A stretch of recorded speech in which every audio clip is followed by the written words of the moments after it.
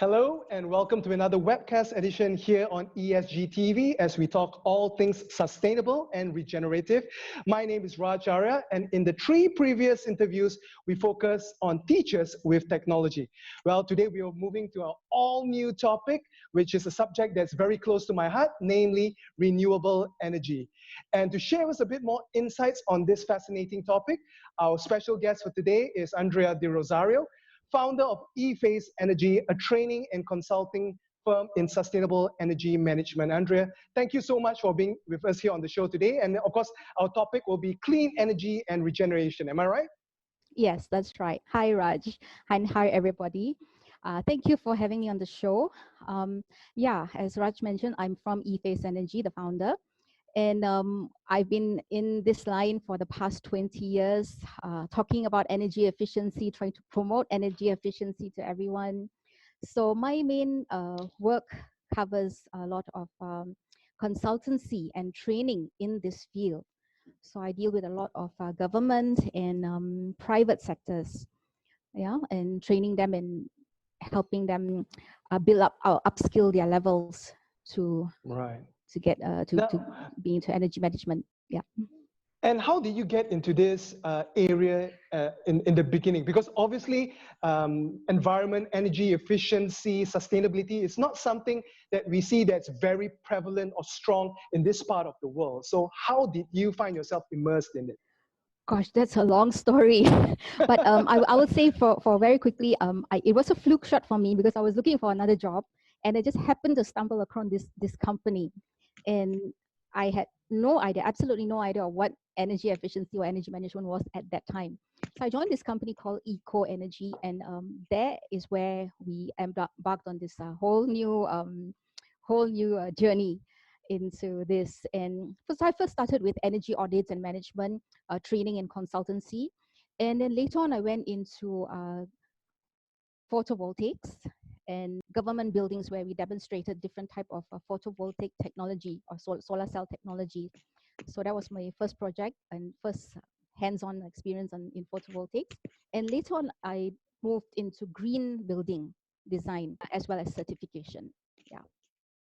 Right, amazing. And obviously, we're going to flesh those bits out a little bit more later in the interview. But to just start off, to get a broad-based picture, what's your take on sustainability so far? Now, sustainability is obviously such a big word, but in your eyes, how do you see it? Sustainability isn't a new word. It's been around quite a long time. It's really about how we look out for our future generations and making sure that they have adequate resources to survive later on. We've learned a lot from the European countries. I think Denmark, Germany, France have embarked on sustainability many years ago. We need to make sure that we are not wasteful and that we need to work in conserving and protecting our planet, because this is where we live, our home. So if we don't do it, you're seeing the problems already. There's so much things happening around the planet that is just gone out of control. And now we're actually trying to clean up the mess we made, which we could have avoided in earlier. Yeah. So, sustainability has been around long, but I think it's just not enough. So that's why we need to look into being regenerative. And so hence the term regeneration. So we need to think differently now and improve our lifestyles or correct our lifestyle. Yeah, right. Fair enough. Now, moving on to our a bit more technical. Now, we all know about sustainability, and energy has changed from fossil fuel to now renewable. So how does energy efficiency and clean energy fit together? Okay, well, energy efficiency covers a very large scope. Yeah, it covers basically everything we do. Yeah, how we travel, the food we eat, where we get our products or our food and water coming from. So clean our water, we need filtrations and pumping. The product we use, is it sourced locally or do we have to order it from overseas? So when we get products from overseas, it's flight. It's either through shipping or through air. That contributes a lot to the environment. Yeah, we use energy in every form. But renewable energy is only just another form of generating energy. So it's just a cleaner form of generating energy. So energy efficiency is what we should be looking at more. Yeah, because it covers basically every part of our lives. Okay, going back to where I've been focusing on, which is on energy efficiency, we look at the biggest consumers. Okay, we have something called the National Energy Balance Report, which tells you how much energy is generated in our country and where that energy is being used. Yeah, and we found that, of course, most of the energy goes to industries, commercial buildings, and residential homes, not so much transport or agriculture. Yeah. So this is where we want to focus to reduce or minimize as much as we can wastages in energy. All the energy that you're producing is just producing greenhouse gases into the atmosphere. Yeah, so we want to reduce that because that inevitably affects our carbon footprint. Okay, our carbon emissions.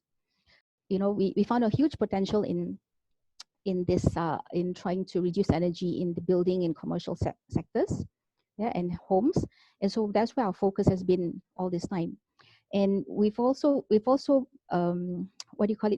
promoting this for this sector, this particular sector, for the past 20 years. But we have found that businesses and industries, they were very slow to take on energy efficiency in the early stages. It's only now they're scrambling when oil prices, when electricity prices have gone up and things like that. But I can't say it for today because electricity prices is already quite we're very well subsidized, and of course oil prices have just taken a sudden crash suddenly. But that's something we need to, industries and organizations have to think figure out how they want to move forward from here. Right. You brought up a very good point. Obviously, the biggest consumer is the industrial and commercial sector, and that actually is a big part of their operating expenses. What is actually holding them back from improving energy efficiency? Because obviously, by saving energy, they'll be cutting their bills down, which means expenses go down, and obviously revenue and profit goes up. So what is their reluctance in terms of investing in this space, given that they'll see returns for the long-term future? Very good point. And we did sit down with them and have a good long discussion. And basically, we found out that, how much do they pay for electricity bills compared to salaries of staff, compared to the rent they have to pay for the facilities and operation costs. So when you add all that together, the electricity bill is actually a very small amount, a very small chunk. So, when they think of trying to invest in technologies or upgrade their systems to be energy efficient, they put that as, as a last resort thing, because the bigger headache is the amount of salary they have to pay, the operation costs, and the other costs that are non-electrical related. So Andrea, as we can see from this COVID-19 pandemic, fossil fuel prices has dropped tremendously. So in the bigger context of things, what will the push be towards renewable energy when businesses and consumers are able to tap on such cheap energy at the moment?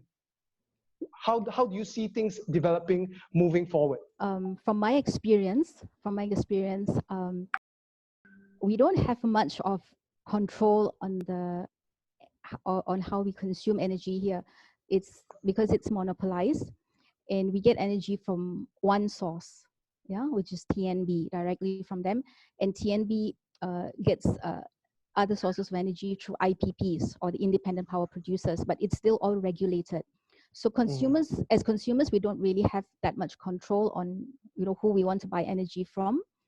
And in fact, TNB is also giving us the option of producing energy through photovoltaics.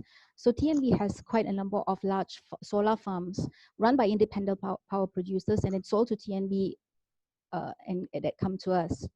So the only other way is that unless consumers want to generate their own power from their own solar systems, then they have that option of, let's say for residential, you can buy a solar rooftop system and just install it in your home, or even like for businesses, you can, if you have a building, you can put in your own little solar system there.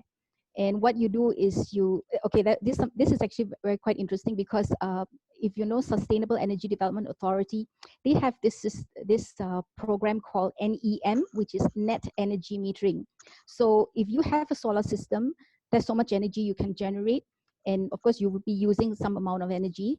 So whatever difference you get from there is what you pay, or or get back from TND. Right.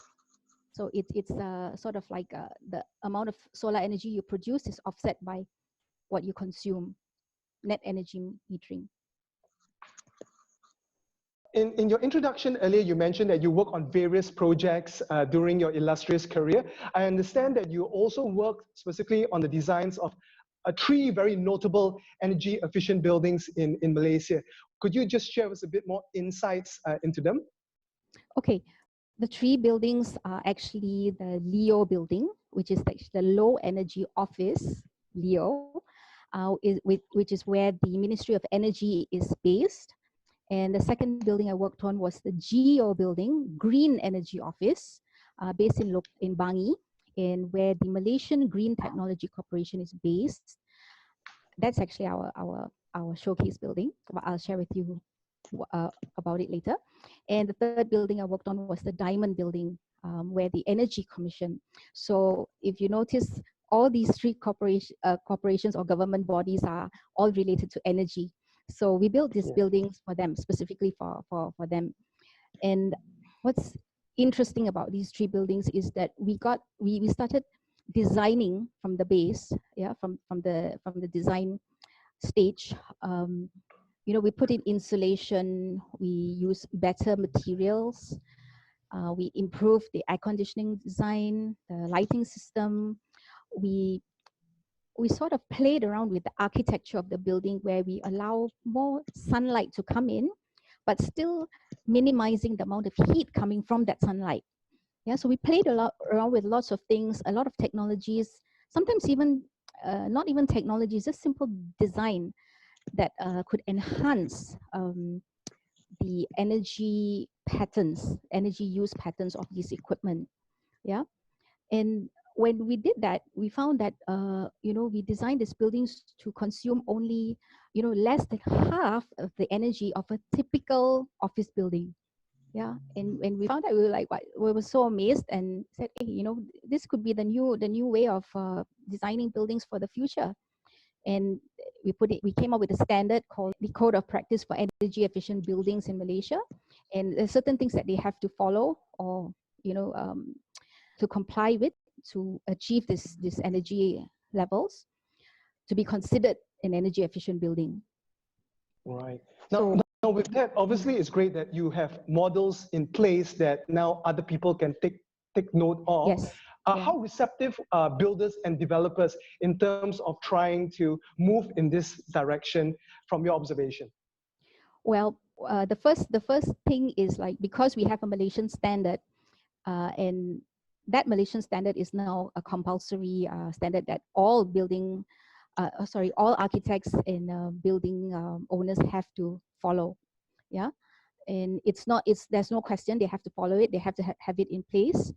There are, of course, different levels. Of course, the more you go, the more you follow and comply with the guidelines, you will definitely have better energy. You'll definitely have much lower energy consumption. So there is no question that architects or building designers can or cannot follow. They have to follow this. Right. Yeah. Right. Fantastic. And how receptive is the business community or the industries looking at this? Because end of the day, as we all know, it's all about ROI, or return on investment, in their capital expenditure. Yeah. Well, energy efficiency definitely brings savings. Let's say the cost of upgrading this new building to be energy efficient is only maybe like 10-15% more. You're adding insulation, you're playing around with the building design, you're improving the systems. In fact, systems like, let's say, the air conditioning system and lighting system, we have found were over-designed. So when you reduce that number, you're going to reduce in cost anyway. Yep, so sometimes that's so we come into negative costs sometimes. So it's fantastic for finances and people looking into this. Yeah. Yeah. And it probably this 10-15% in expenses will be paid off many folds over the long term in savings Exactly. in Yes. expenses and whatnot. Now, Yeah. moving on, obviously we are Yes, talking correct. about, in this day and age, we're talking about artificial intelligence and IR 4.0. So how does renewable energy fit into this in this context? Okay. Now, as we know, renewable energy now is seen as the cheapest alternative energy supply globally. Okay, it's clean, it's alternative. It's not cheaper than fossil fuels, but it's the cheapest alternative, yeah, for clean energy. And we see this as being central to, you know, what we're going to be consuming from now on. Yeah, so now that we're going into the Industrial Revolution 4 phases, and we have so much use of artificial intelligence, everything's going to be depending on energy. Yeah, so I think renewable energy is going to be very much a focal point for this. And in fact, with the onset of IoT, Internet of Things, we can, you know, start tracking our, you know, solar production. We can start measuring, you know, different levels or different areas of that solar production. And we can also use that information to be used into the grid system, you know, like TNB grid system, and, you know, something that we call smart grid. Mm-hmm. Yeah. So with all these things in place, you know, everything seems to be seamless. So definitely artificial intelligence and IR4 is going to be running a lot on renewable energy, clean energy. Speaking about IR 4.0, now obviously there's a lot of preparations that need to be made before we can move forward. What are your thoughts? Are the areas that we should be looking at more in terms of this? Okay, personally, I come from a technical background.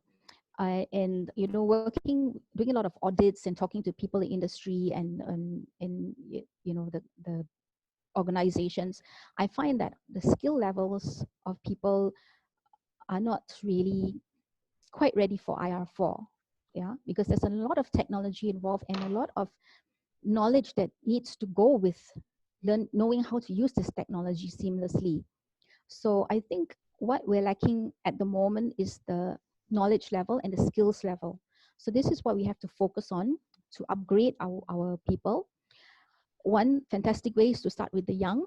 And I think we're already doing that by having this program called STEM, STEM, yeah, teaching our young kids in school.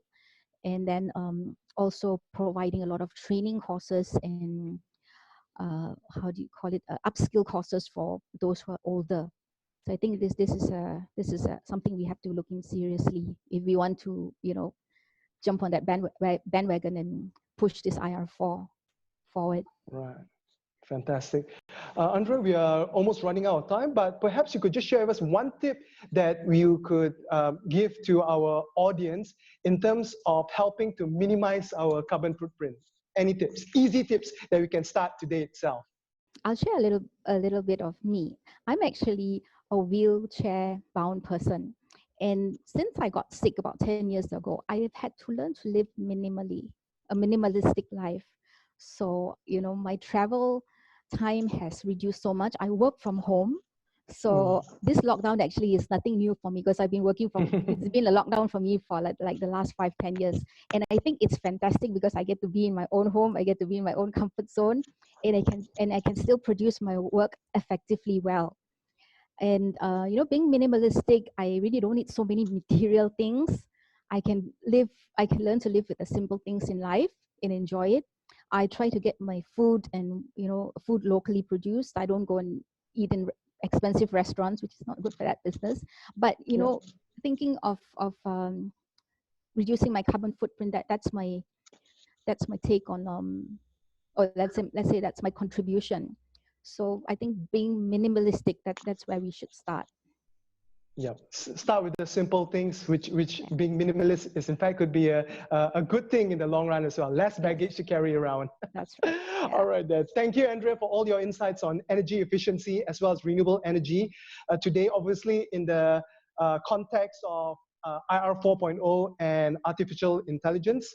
Well, we are speaking of IR 4.0, we will be leading up to the IR 4.0 Regenerative Nation Forum, which will take place end of May, where we will explore the topic in greater depth with some well-known experts in the field. So do stay tuned for that here on ESG TV. On that note, my name is Raj Arya, and signing off right now. And don't forget to play your part to make Mother Earth a better place to live in. Take care.